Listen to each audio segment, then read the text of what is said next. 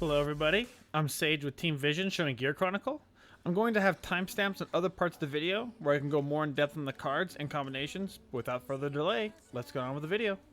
With every guide, I'm going to be having two rules. So rule number one, read your cards. And then rule number two, have fun playing Vanguard. Alright, welcome to the deck portion of the guide. Let's just first talk about our grade 0 lineup. We run one starter, because it's a starter. We run 4 heals that have great value and shield, and just let us heal back damage. We have 4 perfect draw sentinels. Gives you a sentinel and frees you up with that grade 1 space. And then 8 critical triggers. We like having the shield value of the critical triggers and just the pressure because you get extra drive checks with Mystery Flare Dragon. This is a piece reliant deck, so you would think in a piece reliant deck you'd have 6 draw triggers.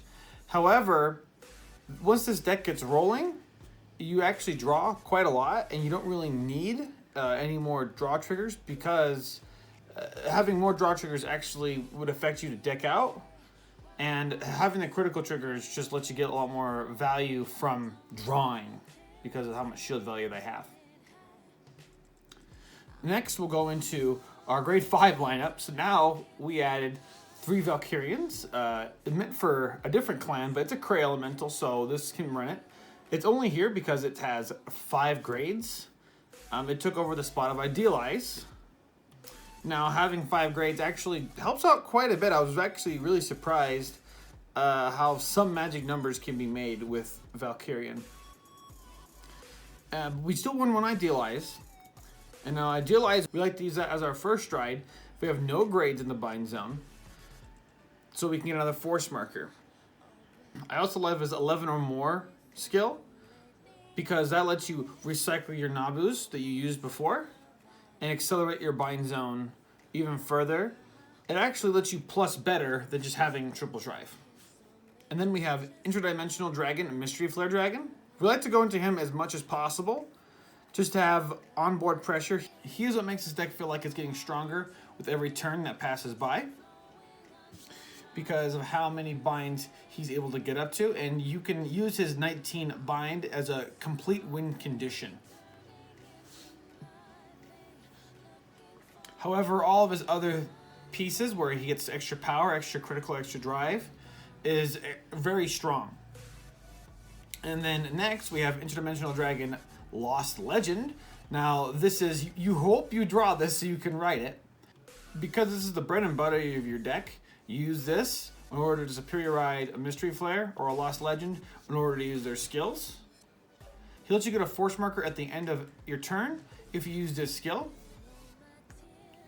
It's very important to have high grades and a Wedge Move Dragon so you can pay for his cost. And it's very important to have high grades in this deck in order to have your drop zone very big for these next cards that are coming through. So we'll first talk about Escrew Dragon. He is the other grade 3 running this.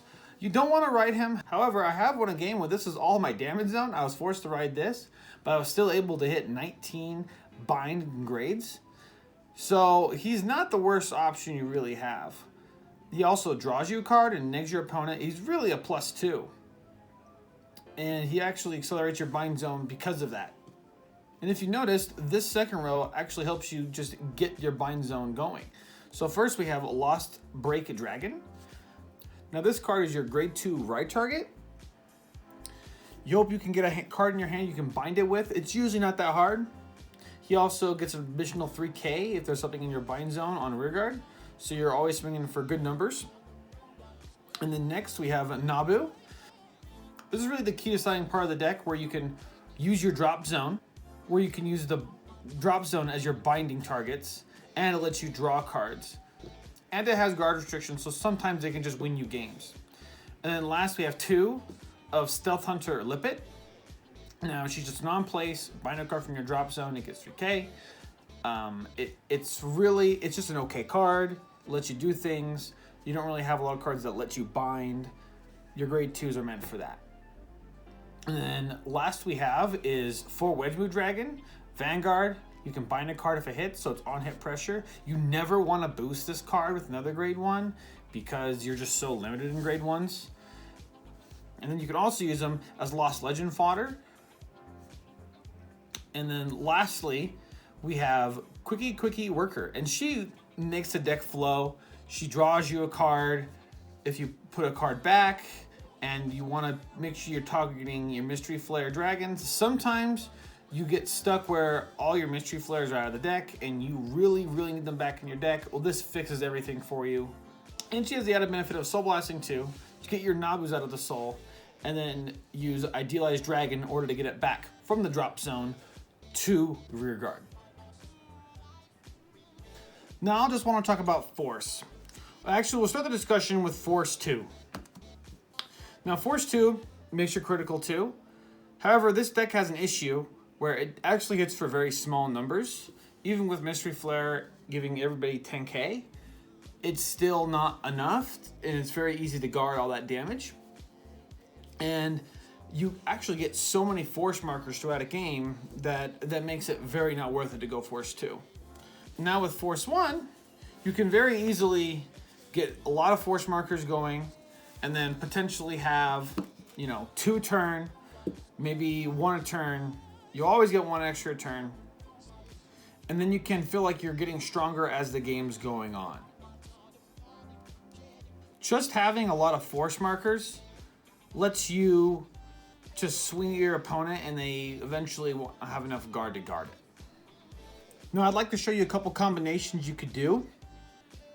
So in here I wanted to show you that one tip I want to give you is always have a force marker on your Nabu.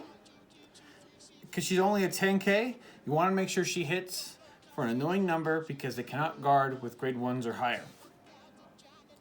Another good tip is with Escrew Dragon, when it attacks, kind of last one, you want to make sure it's really good if you have the fodder for it on your rear guard, because you can bind that, so it's a lot of grades, to draw a card if you put one of your opponent's rear guards on the bottom of their deck.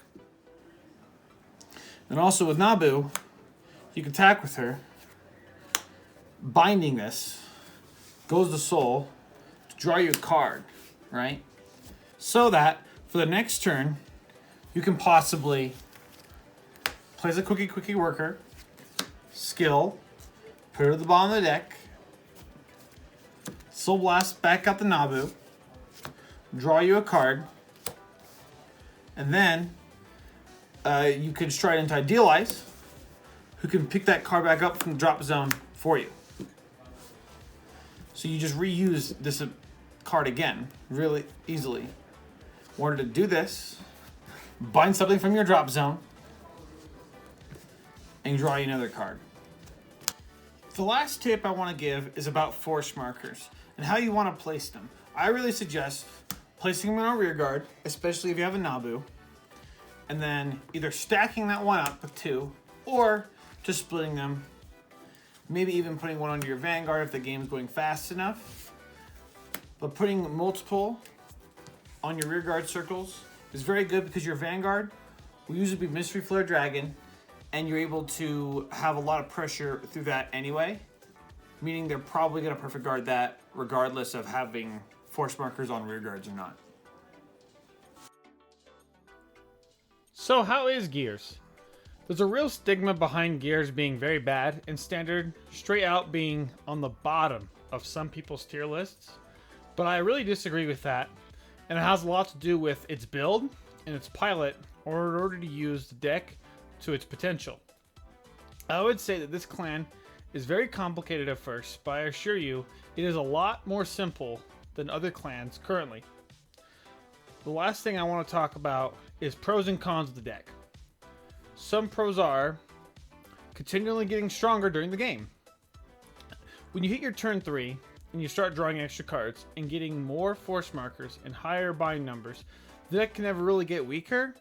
And so just by having those bigger numbers, it's going to be harder for your opponent to guard over the course of the game. The next pro is it gets a big hand. With extra drive checks and the skill of Nabu, some cards that filter are just huge for building hand and just having so many options and lots of guard potential.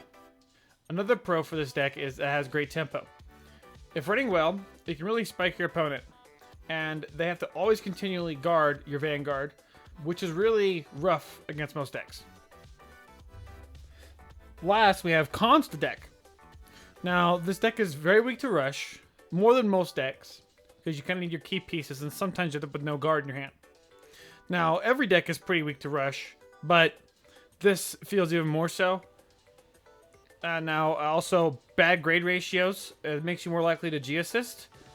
I will say the amount of drawing in this deck does make up for it. So, a -1 from a G-assist is okay because you'll end up getting a lot more pluses through drawing later. But it definitely does hurt to G-assist miss on your grade 1 or your grade 3 turn, just because of the way the deck's set up in this ratio format. But I think with this deck ratio right now, it's the best value card you can have in it, just because how the bind zone works with how many grades you can get. The last con I want to say about this deck is potential decking out. Now, this deck does draw a lot, and it does use a lot of its pieces, and it does actually deck thin with Lost Legend skill. So you're getting a lot of cards out of the deck, and when you go to do your second turn, sometimes you don't have enough cards in the deck to actually even drive check. So just be very careful about that. Make sure you're very careful with your tempo, and make sure you're always pushing to kill your opponent. This is not an OTK deck. This is just a tempo deck, like any other deck right now, and how it functions. Thank you very much for watching my guide on Gear Chronicle. If you have any questions or comments, please leave them down in the comments section. Please like and subscribe. Vision will be doing more content very soon. We have more video guides coming out. We have more clan primers, so be on the watch out for that. This is Sage, and I'll see you in the next video.